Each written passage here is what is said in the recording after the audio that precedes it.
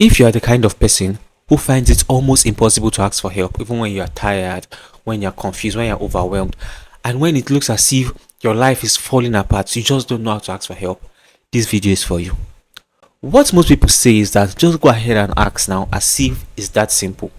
But for you watching this, I know your experience have showed you that it's not that easy. In this video, I'll be breaking down why you find it difficult to ask for help, some things you need to unlearn, and what you need to start doing today in order to get out of this trap. If you like videos like this, kindly hit the subscribe button. This entire channel talks about the psychology of modern day life. I want to start this video by correcting a notion I'm sure you have in your mind. Struggling alone does not mean that you are strong. It just means that you are scared. You are afraid to ask for help because if you ask for help, you might get rejected. So it's not as if you are so independent and you can do everything by yourself. You're just afraid of the possibility of rejection. And it's true. Every time you open up yourself and say you want to ask people to do something for you, you are opening up yourself to the possibility of getting a no. It's a 50-50 chance. They might accept, they might reject. And rejection is painful. It is more painful for you than it is for everybody else. This is the root of the entire issue. And you might want to deceive yourself that if I continue down this path, I'm going to become stronger. That, okay, even though it is true that the reason why I'm not asking for help is not because I'm strong right now, but if I continue in this path of not asking for help, then I'm going to eventually become strong. That's also not true. You are just going to eventually become isolated. Now that we're clear on that, let us establish the real reason why you find yourself in this point. I'm a developmental psychologist, and I can tell you that most of the issues people try to deal with in their adulthood are just things that they have accumulated from their childhood.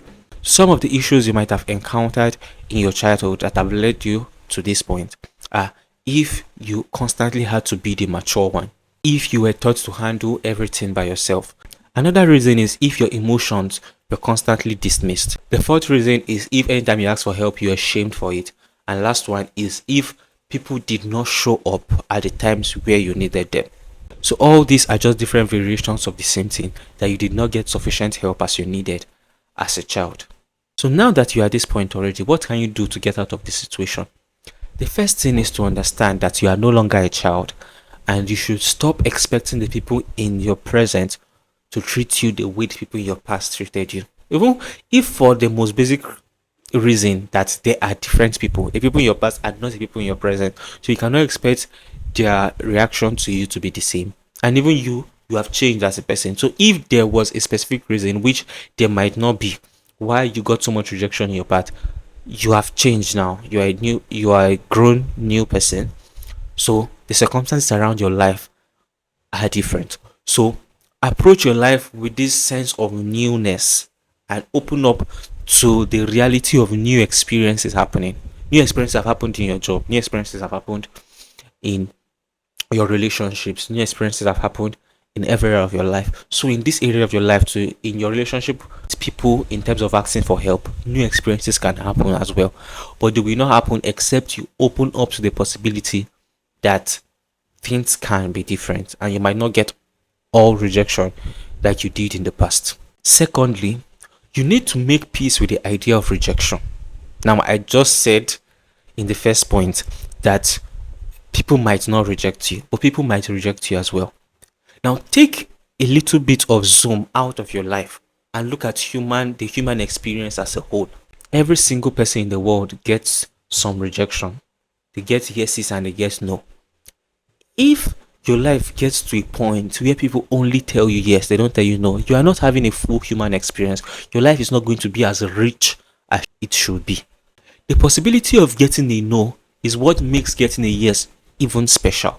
So if you can get a 100% guarantee that nobody is going to tell you no, people helping you is not going to be special again, because okay, they are just helping me because they have to. Like, they are just helping me because that's what humans do. It's not going to feel like a personal experience. But now that there's a possibility of getting a yes, when you get a no, that no is cherished. So why I'm explaining all this is for you to just understand that getting a no is part of the human experience. And every time you get a no, it does not say something conclusive about your person. Now, as a child, every time you got a no, because your worldview then was very limited, you took it very personal. My parents do not like me. I am the one not getting everything I need. I'm the one having to stand up for people. I'm the one who cannot express my emotion. You took it very personal. But now that you have an adult brain, you can see the world beyond your own scope, and you can understand that rejection is not something personal. Rejection is part of human experience. Now, does it mean rejection is not going to be as painful? No. Rejection is still a painful experience. But the conclusions you draw from your rejection, you should now draw conclusions like someone who has an adult brain. And I'm not trying to say this in an insultive way. I'm just saying it as a fact that use your adult brain now and look at the reality of rejection, that it happens to everybody. Just the same way you as a person, you shouldn't say yes to every single person. You don't expect every single person to say yes to you as well.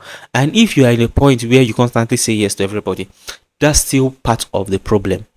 That's still one of the reasons why rejection is so painful to you, because you have not understood that no is a part of human experience. You can tell people no the same way they can tell you no, and it is nothing personal. It is nothing that is specific to an individual. It's nothing conclusive about the worth or about the value of the person. So you should say no, and you should be open to the idea of receiving no. And this will lead me to my third point, that if you want to get to a place where you can ask for help easily, begin to intentionally practice saying no to people's requests as well. Because you are not fully going to understand this concept of getting a no as a normal human experience if you don't tell people no. If you tell everybody yes, your worldview is that you should always get a yes. But when you can tell people no without hating them, without thinking that they are inferior, when you can just say, okay, I'm feeling stressed right now and I don't want to do what you're asking me to do, I'm really sorry. And you know, it's not as if you hate that person. It's not as if that person is disgusting. It's not as if you think that that person is low class. That's why you're telling them no. It's just that at that moment you are choosing to prioritize yourself and you still love that person. So when people tell you no as well, you can look at it from that frame of mind that, okay, I remember when I told someone no, it was not because they were a bad person, it was just because I was stressed. So you can now begin to make new conclusions when you get no, that maybe the person that is saying no is stressed. It does not mean that nobody wants to make sacrifices for me. This you're consistently saying yes to everybody's request is just you over functioning. You are trying to overcompensate for people so that when you finally make a request, they will have no need but to accept. But you don't even really need that. First of all, if you understand as a human that you are worthy and you're a valuable person, then you don't have to sow so much seed and overdo for people in order to get them to a point where they can do things for you as well. So don't keep yourself in this stressful place of doing everything everyone asks of you, because by doing that you're already betraying yourself. Like, if every single person that asks you to do something for them, you do it, you are reaffirming to yourself that you are not a person of worth, that you are not a person of value. So at those moments where you get rejection, it just re-emphasizes to you again that what I've told myself, now other people are also telling me that I'm not a person of value. But if you understand that you're a person of value and that you can say no without being disliked, without being judged, then you are now teaching yourself that I am a person of value and people can respect me. And that will just change your entire frame of mind. It will change your mind from always arriving at the negative conclusion every time you get a no, and it will change your mind to be open to the possibility of humans saying no as just a part of the human experience. Fourthly, you need to disentangle this relationship that you have built between weakness and asking for help. Like, in your mind, you just believe that when someone asks for help, it means they are weak, and you don't believe it to other people. You believe it for yourself, that if I ask for help, people are going to see me as someone who is weak. I want to give you a little quiz. How many people asked you for help last week? I'm sure off the top of your head you cannot remember. You have to sit down and start thinking and start imagining the situations and all of that. So the fact that you cannot even remember every single person who asked you for help last week shows you that you don't take so much thought about the people that you help, or the people that ask for help. You don't go about thinking that they are weak people. You just understand, okay, people ask for help, he needed help, that's why he helped. So apply that same principle to your own life as well, that you are not a weak person for asking for help. You are just simply a human. By not asking for help, you are denying yourself of the entire human experience. You are creating new laws for yourself that you don't create for other people or you don't use for other people? How is it okay to you when other people ask for help, but it is not okay to you that you ask for help? What makes you a special human being that you should not ask for help? If you believe that you are not a special being, you are not the second coming Christ that we are all waiting for, then why are you not asking for help? As someone who does not even think they worth so much, should this really be your concern? Shouldn't the people who think that they are the most superior in the world be the ones who find it difficult to ask for help? If you think you are not such a big deal, then why is someone who is not a big deal thinking so much about asking for help? Look at the world broadly and see that people are not thinking so much about you as you think they are. So just allow yourself to live the normal human life that everybody else is living. And lastly, start with tiny requests. Don't wait till the world is drowning. I know I've been a little bit blunt or harsh, if you like, for the past few minutes, but I still understand that this is coming from a place of weakness. It's coming from a place of fear. It's coming from a place of history, of experience that have gotten you to this point. So it's not going to change all of a sudden. After everything I've said, it's not going to change all of a sudden. So you have to start with small little help. Like maybe you wrote something, you can just send it to someone. Please, I want you to help me review this. What do you think about it? Now that's very low commitment. They can read it at their own pace. They can do it without so much effort.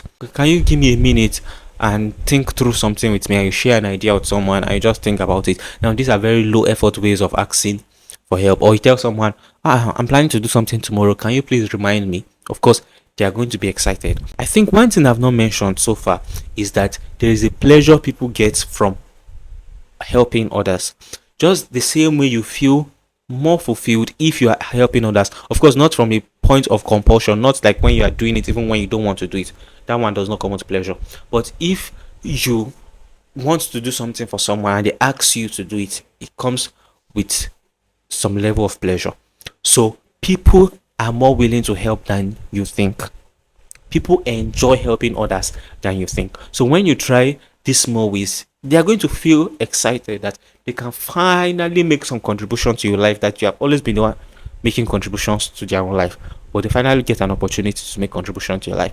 Be generous enough to allow people get that feeling of excitement, that feeling of being a contribution to your own life.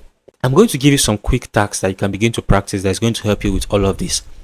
And that is to identify your own need as a person. Most likely, if you're someone who finds it difficult to ask for help, you don't even know what you need to start with. Take some time out to identify the things that you need. Probably in your academics, what are some things in your life that people can do for you? I'm not trying to say find the people who can do it for you first, but just even get to a point where you know what you need. Because your brain in this whole quest of saving you from rejection has gotten you to a point where your needs have been so suppressed that even you as a person, you don't know your need, and you are getting angry with the people around you that they are not helping you. But how can they help you when they don't know your need? Because even you don't know your need. So this is going to be one task you can start with. Pick up your pen, pick up your paper, pick up your journal, and write some things that you need in your relationship. What are some things you need in your academics, in your job? What are some things you need? And I'm not saying things that you just need generally, but things that you need that people can help you do. Remember, our goal is to get to a point where you are more comfortable asking people for things. So let your brain practice the idea, or let your brain become conversant with what asking people for help looks like. And usually asking people for help starts with you first knowing what you need help in. And secondly, be open to imperfect help. One trap I see many people who find it difficult to ask for help fall into, and I am one of them, is that we have this tendency of wanting people to help us in a perfect way. So when we finally ask for help and the person does not do it well, your brain just goes, of course, that's why I don't like asking people for help. Nobody can do it as good as I do. Just stop that. You are in a precarious situation now. There's a new skill you need to learn. So one of the adjustments you need to make in order to learn this new skill is to understand that humans' help is going to be imperfect, and that's fine. So that's part of the human experience. So even if people do things for you in a way that you will not have done it, don't run away after that. Instead, you can give them feedback. That's even some new level of distress tolerance that you need to practice. When they don't do the things that you want them to do very well, and you can now go back and tell them, okay, thank you for what you did, I can go ahead and give some complaint. You are just training yourself in not being a people pleaser who is always wanting not to look like a burden. But now that you can tell them, okay, I appreciate what you did, though, but this part and this part and this part was not done well. But don't worry, I'm going to do it. Thank you so much for doing it.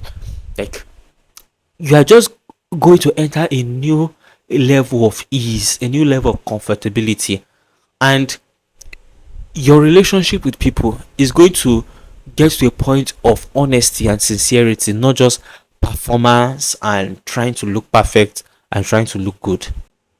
Enjoy the human experience. You are a human being. You are not a super human being. You are just as human as everybody else. So don't create special rules for yourself that other people are not living by. It's just going to make your life stressful and you will not be happy in the long run. Your life will not be as satisfying to you as you want it to be. Watch this video again so you can get everything we have said so far.